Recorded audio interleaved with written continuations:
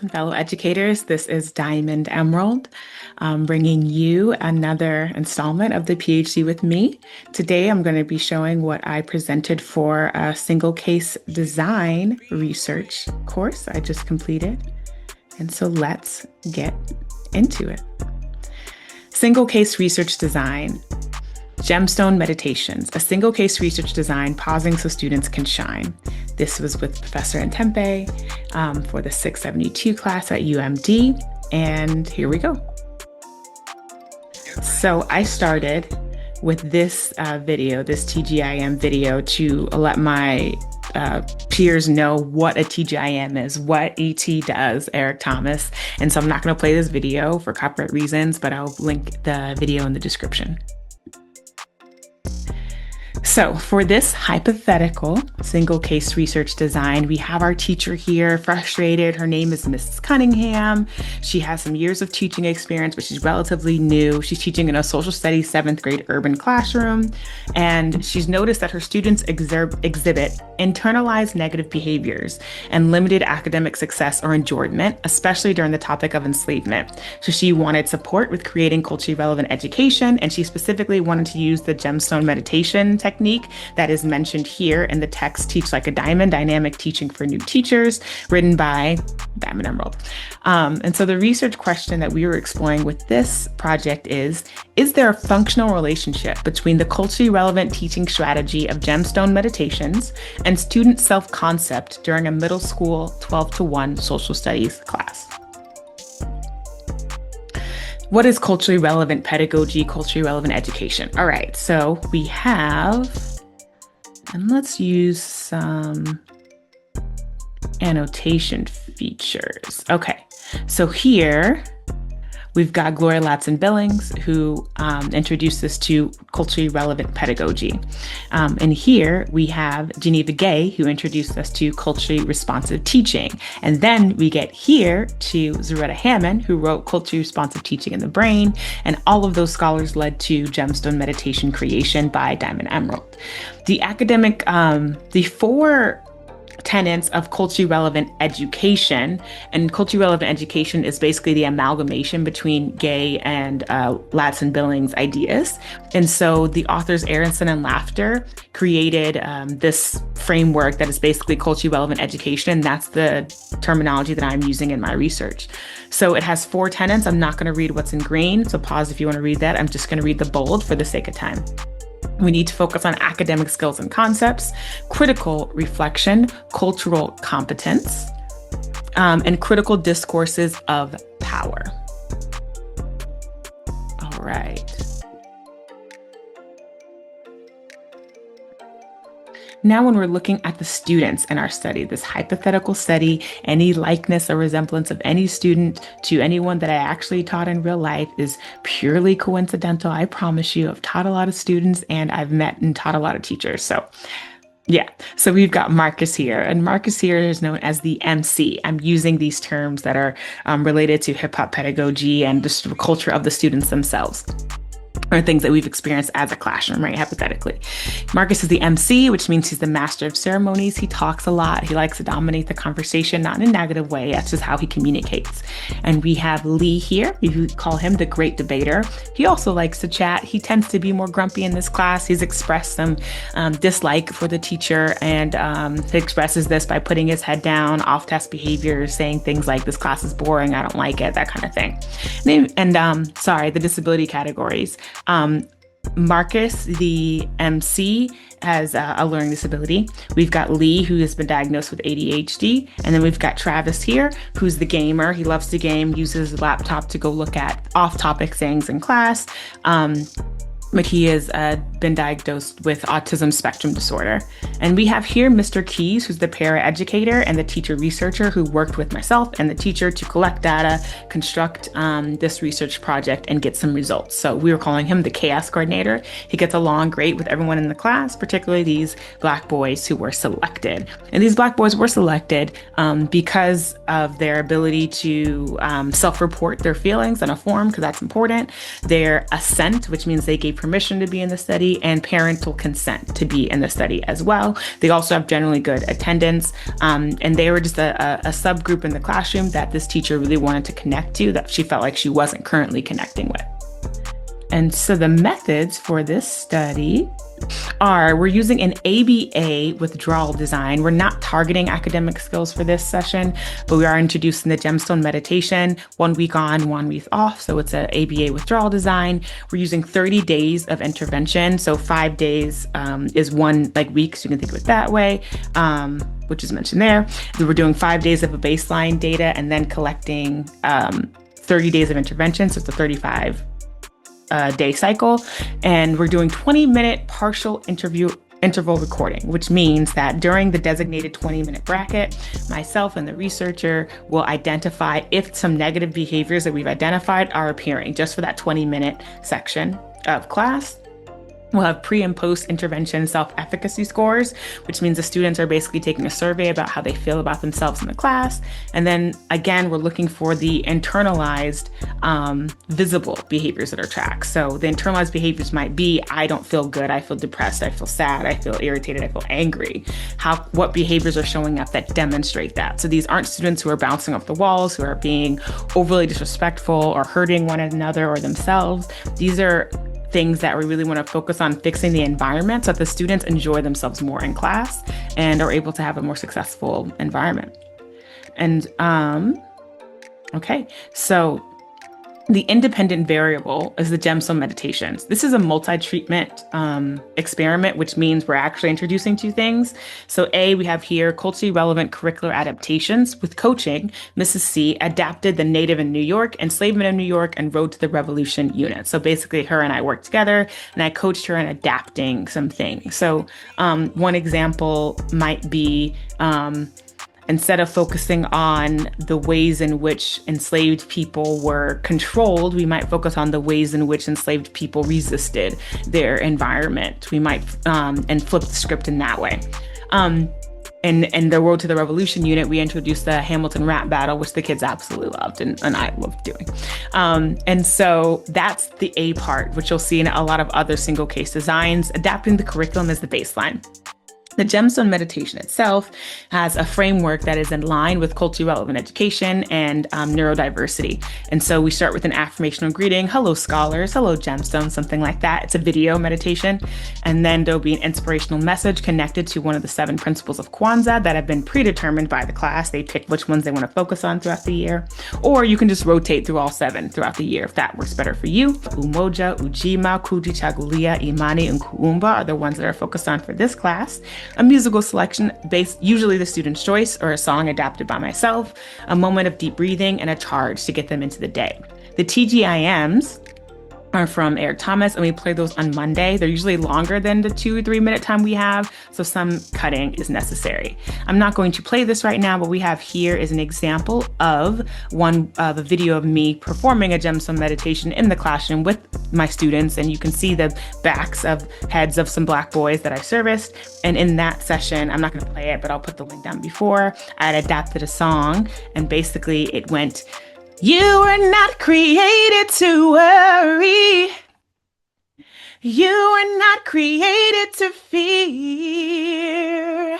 You were created to find your purpose. So go and leave your worries right here. All right. This is what the tracking looked like. So we have up here, tell me about that. So during each phase of the intervention, Mr. Keys did qualitative study. He got qualitative data. He pulled the kids out of class and say, okay, on this self-efficacy report, you said that you were feeling a 2 today. That's how you're feeling. Can you tell me what that 2 means to you? And we would get that data. And then during the tracking itself, we have this, that's sorry that it's cut off, but we looked at if their kids had their head down, off-task computer engagement, off-task conversations, or just not engaging with the group when that was asked of them. Off-task internalized behavior, general negative mood. That shows up different for different students, but our relationships with them, the existing teachers' relationships with them helped us identify what that looked like. But this could include verbal expressions of not wanting to learn or not wanting to be in class or not enjoying the topic. of class. We marked the date here, what we're looking for, and if they exhibited any one of these behaviors during the 20-minute interval, we marked a check. So we do have frequency data. It's just not shown up on the graphs that you're going to see. And if it did last the majority of class, we'd mark that. That never actually appeared for these students. Again, this was an environmental change, not a behavioral intervention per se for students who were severely off track.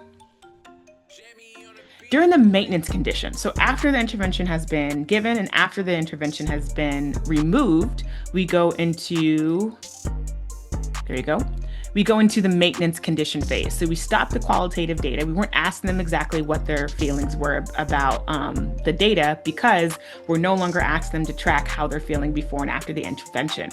And so we're just tracking the behaviors alone to see if the meditation is helping them track their behaviors, or maybe it was the reflections of the check-ins that helped or the extra one-on-one time that helped. But to make sure that there's a functional relationship between the gentle meditations and the behavior, we're just tracking the behavior.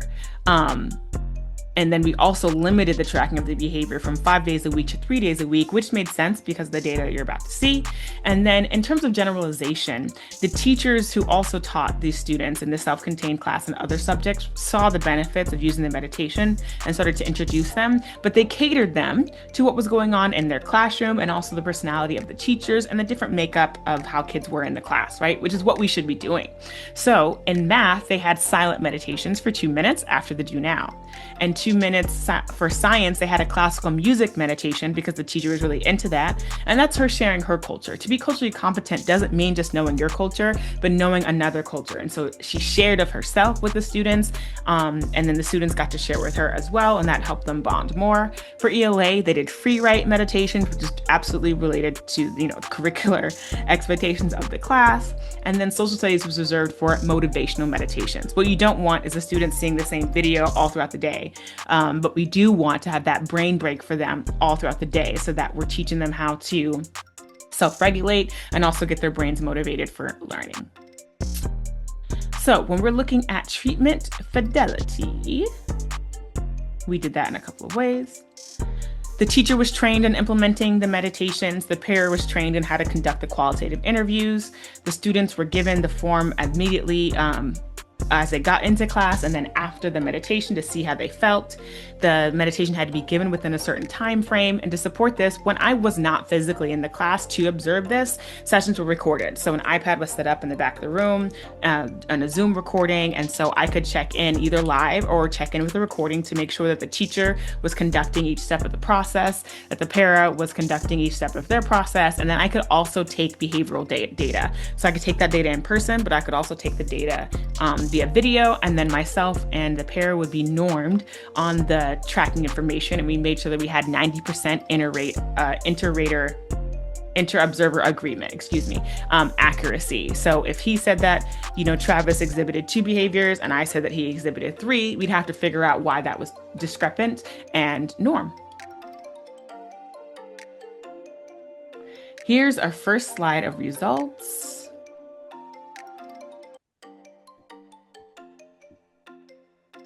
All right. Okay, so here we have Travis's. All right, let me just make sure. Marcus, sorry. Okay. Here's Marcus's behavior, our MC. So we see here that we have this baseline data where his numbers were in between 4s and 5s. And then once we get all the way into the maintenance data after these multiple series of intervention, withdrawal, maintenance, his behaviors have gone down to 0. You can pause here to examine it a little bit more, but we are going to see this information one more time. We've got results for Lee. So you see here, Lee did have some variability in his data right here. So we note that while with the withdrawal period, that he did have some instances of negative behavior as presumed. On this day, he had 0, right? So it supports that he had a really good day. I believe his birthday was around here, right? So there may have just been some grace given on both ends about what was happening. But he too shows a negative trend towards 0 in terms of these internalized behaviors. And then finally, we have Travis's behavior. We note that he was absent, but there's still a consistent trend for him. And we see that he trended towards zero very quickly. So even with the withdrawal of the intervention, the second withdrawal, he had already bought into the idea of monitoring his own behavior. There had also been some adjustments made where he would have time to use the computer to his liking after he completed his on-task classroom behavior. So I think that helped a lot and may have shown some variability in the data. So here's all the quantitative data, the graphs here. And then we also have a graph of how the students felt. So some of their the reporting on the form. How are you feeling? 1 to 5, 1 being, 0, and 1 being not ready to learn at all, don't want to be here. 5 being everything's great. So we'll note that the intervention is the green bar. So if I just highlight that, this is obviously the highest trend for all of the students. So this suggests that they felt best when they were getting the intervention of the meditation. We see with the withdrawal, however, it never goes back down as low as the baseline. So once the intervention is introduced, the students seem to have felt seen, that the teacher was trying to adapt the classroom to their needs. So even when we withdrew it, there was still that positive trend or that positive bump in scores for each of those students without the intervention being implemented, because there was already a change. And this can also be attributed to the culturally relevant curricular adaptations that were being added. Some visual analysis terms that you could use when examining this data are the immediacy of change, right? So we can see from the baseline to the intervention, like, is there an immediacy of change? And we see that for each of the graphs. There's an immediate decline in those internalized behaviors. Consistency. We can also see that each student developed there was an obvious consistency in the data and stability before we moved to another intervention point. So even without the data that's missing here for Travis, there was an obvious mean in his data for the baseline. So we could predict where that other point would have gone, and we can still establish a baseline there. We can also see when we're talking about stability, his data became very stable at the end. And then also even with Lee's behavior, while there is less stability here, there's variability, his levels did overall become stable, not zeroing out, but still become stable. Immediacy of change is that first gap, but we can also examine demonstration of effect. So this is also connected to trends. So if you look at all of this data trends towards zero. So you can see that the demonstration of effect might be most relevant seen, right, around the withdrawal and intervention, the second intervention phase. So while the data doesn't go all the way back up to the baseline, right, doesn't go back up to here, there is still a demonstration for effect, usually around this point for all 3 of these students. And when we think about levels, we can think of that even with this feelings data, right? So the level of the data of this feeling never went down back to the baseline, as I mentioned before. And this also, if you rearrange the bar, you'll see that there's a positive trend, but you can see that there is. We already established that. Here's some qualitative data from the gentleman in the study. They shared things like, I like ET's energy. I want to be a motivational speaker like him. Lee said, I like the videos. They make class less boring, and we can hear songs we like. Travis said, the meditations remind me about the good things I should be doing in class. And Mr. Keys said, the boys definitely seem to be enjoying class more. Just a snapshot. For social validity, we checked in with the teacher to see how it was, and also with the paraprofessional, because they're both instructors in this class conducting this research and conducting the meditations.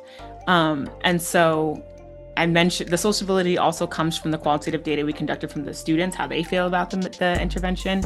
This is a long passage about what the teacher said, but just note the bold. They thought it was amazing. They could connect to the students' culture. and they created a culture for their own classroom that's of intentional care and recognition, right? So when we think of connecting students' culture to the curriculum, it's not just about, hey, you're Mexican, let's talk about Dia de los Muertos.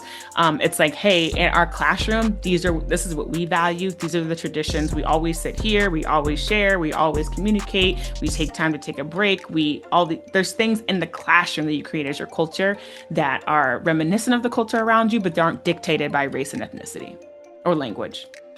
Brief discussion. I'm not going to read everything on this slide, so feel free to pause it if you'd like to get more into it. But just note that this is a multi-treatment design, so it does make it difficult to decipher if the students' behavioral changes are due to the gemstone meditations themselves or the curricular adaptation.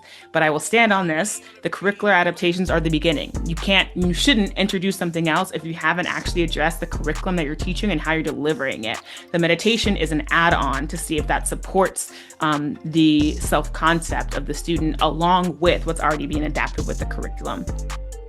And future studies should be conducted in 12-to-1 settings in particular because there is a dearth of research in that area. And the gemstone meditations need to be curated for students. That's something you can do by hiring me as a consultant to adapt the meditations,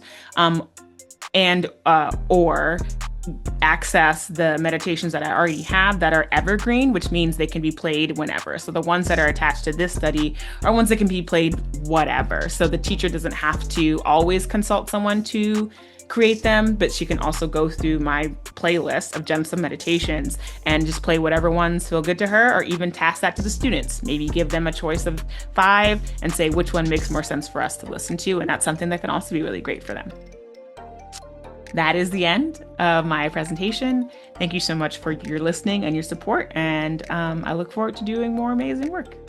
Fear not, shine bright, have a wonderful, wonderful day.